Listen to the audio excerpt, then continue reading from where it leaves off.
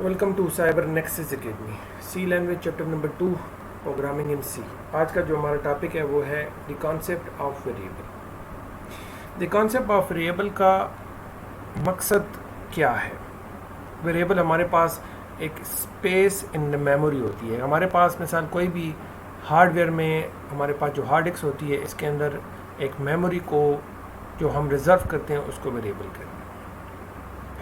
Memory जब हमारे पास reserve हो जाती है तो इसमें डिफरेंट टाइप की वैल्यूज़ होती हैं। उन वैल्यूज़ को हम चेंज भी कर सकते हैं। इन वैल्यूज़ में हमारे पास जो मेजर वैल्यूज़ आती हैं या मेजर जो डेटा आता है वो है इंटीजर, फ्लोट और कैरेक्टर।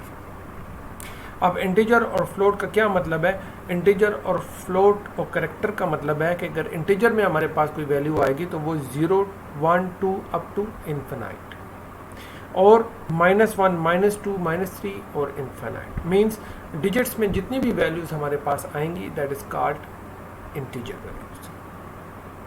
अगर हम फ्लोट की बात करें तो फ्लोट का मतलब है कि हमारे पास जो भी वैल्यू पॉइंट्स में आएगी that is called floating value, जैसे 2.5, 7.5, 8.9। और अगर हम कैरेक्टर की बात करें तो कैरेक्टर में हमारे पास A, B, small letters, big letters, इसी तरीके से स्पेशल कैरेक्टर्स जैसे प्लस, माइनस, मल्टीप्लाई, डिवाइड, ये हमारे पास कैरेक्टर्स की वैल्यूज़ हैं। अब मेमोरी में हमारे पास किस तरीके से डेटा रिजर्व होता है इसको समझने की कोशिश करते हैं। अब ये हमारे पास IDE है C++ 5.1।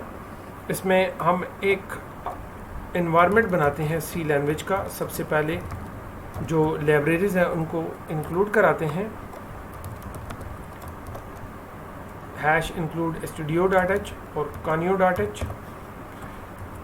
उसके बाद हमारे पास मेन है, मेन के बाद पैरेंथेसिस। और अब इसमें हम अगर इंट x, अब अगर हमने इंट x लिख दिए तो हमारे पास ये एक मेमोरी है। इस मेमोरी में हमारे पास ये जो एरिया है वाइट कलर का, ये रिजर्व्ड एरिया है। मींस इस एरिया में अगर हम किसी किस्म की भी वैल्यू देना चाहें तो हम दे सकते हैं। जैसे कि अगर हम यहाँ पर मेंशन कर लें कि x = 9, x = 9, तो ये हमारे पास 9 की वैल्यू इस मेमोरी में इस लोकेशन के ऊपर रिजर्व्ड हो जाएगी। हम इसको चेंज भी कर सकते हैं। अगर हम कहना चाहें कि x = 10 तो यहाँ पर 9 की जगह 10 की वैल्यू आ जाएगी। इसी तरीके से वेरिएबल में 5 चीज़ों को समझना बहुत ज़रूरी है। अगर हम यहाँ पर x = 10.5 कर लें तो ये गलत होगा। क्यों? क्योंकि फ्लोटिंग वैल्यू के लिए हमारे पास फ्लोट का वेरिएबल यूज़ होता है। अब जैसे कि 10 है तो नेक्स्ट हम ले लेते हैं फ्लोट y = 10.5। 10.5 अब ये हमारे पास एक फ्लोटिंग वैल्यू है जो कि y के वेरिएबल में स्टोर है। इसी तरीके से अगर हम कैरेक्टर की बात करें तो कैरेक्टर में हमारे पास क्या होगा? कैरेक्टर में हम कोई भी वैल्यू ले सकते हैं, जैसे A, B, alphabet, big A, big C, big small, ये तमाम वैल्यूज़ हम ले सकते हैं। तो हम यहाँ पर Z की वैल्यू ले लेते हैं। अब अगर हम मेमोरी को अंडरस्टैंड करें तो मेमोरी को अंडरस्टैंड करने के लिए 5 चीज़ों का समझना बहुत ज़रूरी है। सबसे पहले मेमोरी का नेम, कि मेमोरी का नाम क्या है। तो मेमोरी के नेम के लिए अब अगर आप देखें तो यहाँ पर जो मेमोरी हमारे पास जो रिजर्व्ड हुई है उसका नाम है x। अब ये मेमोरी है और इसका जो नाम हमने दिया उसको x दिया।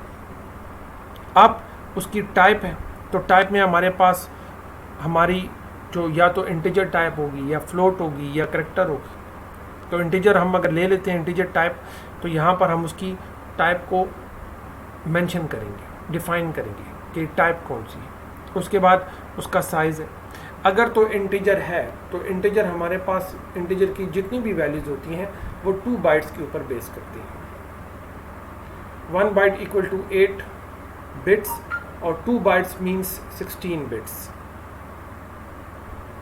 अगर हम फ्लोट की बात करें तो फ्लोट की जो वैल्यू होती है वो 4 बाइट्स के ऊपर बेस करती है और कैरेक्टर की जो वैल्यू है वो 1 बाइट्स के ऊपर बेस करती है। जब हम कोई वैल्यू मेमोरी में रिजर्व करते हैं तो हमें उसके बाद उस वैल्यू का एक एड्रेस असाइन होता है। जैसे कि अगर फॉर एग्जांपल इस वैल्यू का हमारे पास एड्रेस है 1536, तो ये इसका एड्रेस होगा और जो वैल्यू होगी वो वैल्यू हमारे पास डिफाइन की गई है वो है 9। लिहाजा जो वेरिएबल होता है इसका बहुत अहम किरदार होता है हमारी लैंग्वेज में। आज के लेक्चर में हमने ये सीखा कि किस तरीके से हमारी जो वैल्यूज़ हैं वो मेमोरी में किस तरीके से स्टोर होती हैं और स्टोर होने के बाद हम उनको किस तरीके से किस तरीके से इनिशियलाइज़ करेंगे और इनिशियलाइज़ करने के बाद हम किस तरीके से उनको इस्तेमाल करेंगे। Thank you.